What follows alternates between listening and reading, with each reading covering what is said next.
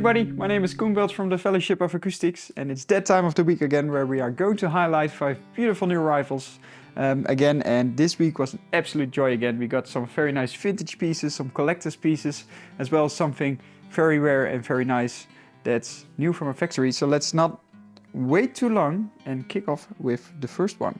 So the first one off is a very rare, very nice beauty. So it's this beautiful 1938 Super 400, and the Super 400 is a legendary archtop. This guitar inspired many different archtop luthiers that later on became legendary. So the Super 400, when it was introduced in 1934, it was as the replacement of the L5, but gladly they stood next to each other after that. And back in 1934, this one only costed $400.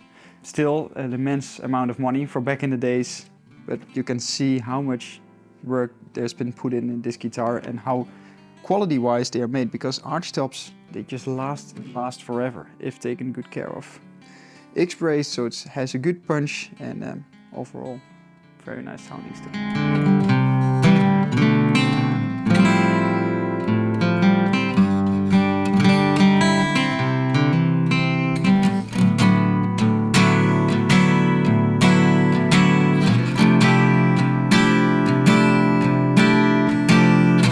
The next one up we can already call vintage almost. So this is a 1996 0028 Eric Clapton. First thing you notice when you grab this guitar, it's incredibly light and it's still in super condition. This one looks like it came out of the factory yesterday. 1996 was the first year that they introduced the Eric Clapton, and the reason why we picked this is because, I wouldn't say single-handedly, but Eric Clapton is, with his MTV Unplugged show, one of the guys who saved the Martin company. And I think it's a great honor that they have this 0028 for such a long period of time already. And I think this will be very good collector's pieces in the future as well, especially the condition where this one is in. Beautiful rosewood, spruce, short scale that gives this mellow tone. And speaking of short scale, we're going to the next one.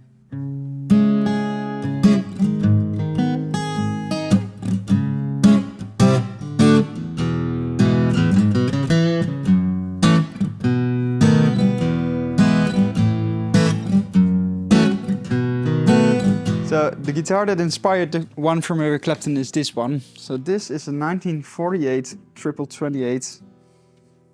The biggest difference between the 96 one and the 48 is the beautiful Brazilian on the back and sides. And Brazilian makes it creamy, and especially this one. With the shorter scale you get this woody, warm, old tone.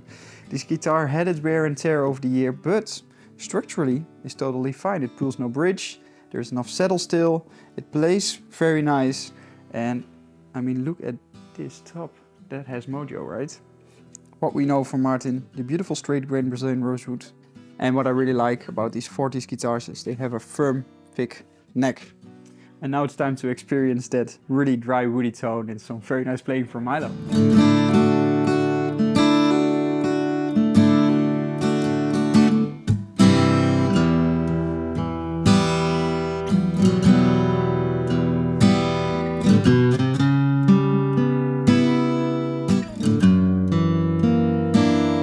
So one of these companies inspired by the old archtops from Gibson is Collings and Collings guitars. So they made, for instance, the AT16, which is a beautiful little archtop based on an old L5, but also they make these more modern I-35 Deluxes. The I-35 Deluxe is a hand-carved archtop, little 15-inch hollow body guitar. Which is very good and very versatile. It's very good for jazz as well as for rock. Because it has a center block, it keeps a really nice direct tone, but because it's carved as well, you get this really warm and woodiness sound when you go, for instance, to the neck pickup. Beautiful flame top. The quality that we know from Collings is they never make a mistake. And of course, the beautiful mahogany back and sides.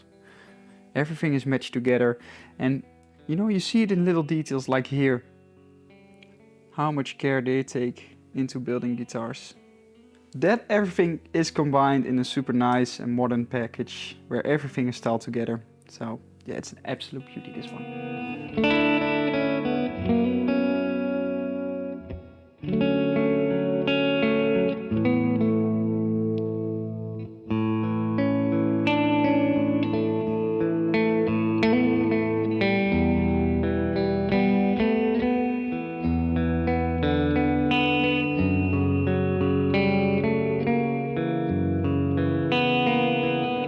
last but not least, we got a good old friend in the show. Someone that we have more often, and someone that if you watch the show, you know we are a super big fan of. So this is another LG2 that we found. It's from 1952, beautiful sunburst top. Something has been done to the back. They sprayed it in a sunburst, and it has some wear and tear, but this guitar has some vintage mojo. Like the 0028, it has this woody tone but because this is mahogany, you get this bit of compression as well, which is super nice. Neat little guitar from 1952. Really nice beaten up condition, but also like the 48, construction wise, still strong enough.